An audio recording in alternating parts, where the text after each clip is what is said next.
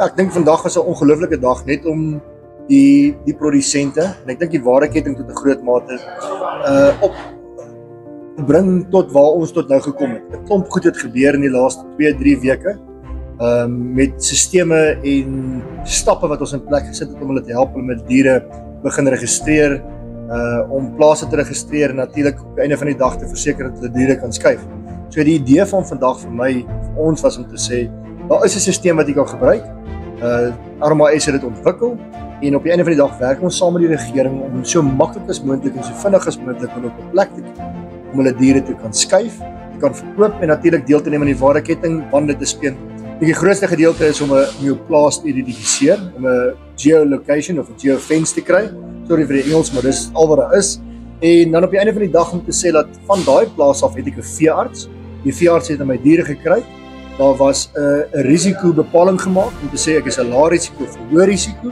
En as ek 'n hoë risiko is, gaan dit na die staat toe. As ek 'n lae risiko is, gaan dit na 'n privaat veearts toe. Wat ongelooflik is, ons het privaat veearts gekry om af te teken op sekere van hierdie permitte en hulle gaan natuurlik van daar af dan die diere kan skuif.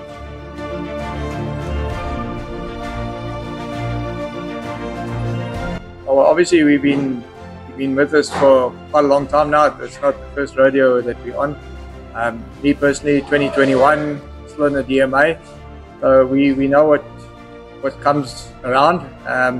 So from our side, we're doing the permitting system. We've offered our help as the private sector to be able to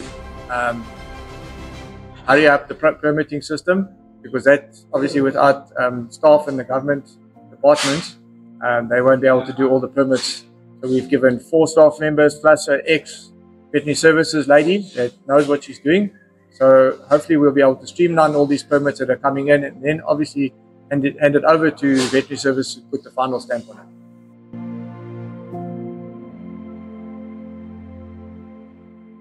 Ek dink dit gaan daaroor om 'n geleentheid te gee vir elke produsent om sy diere te kan verkoop.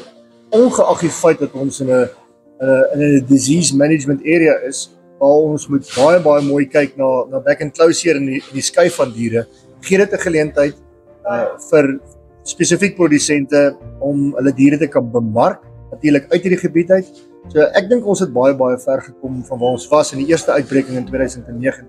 Hierdie is 'n baie groot stap vorentoe.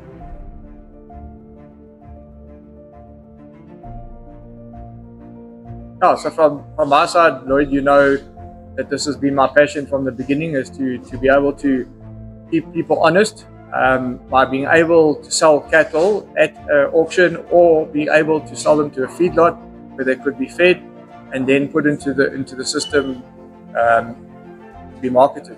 It's been something that I've been speaking to Deelwold a lot about. I did have the opportunity to speak to the Minister of Agriculture on Saturday, and it was one of the priorities that I spoke to him about. Yeah, you need to be able to sell an animal to be able to pay school fees, buy food, just like we all do. I mean, commercial farmers included. They also need to sell animals to be able to pay accounts and that type of stuff. It works the same for communal farmers. So I'm passionate about it, and I'm really pushing that somewhere along the line that somebody will listen and we'll be able to do something.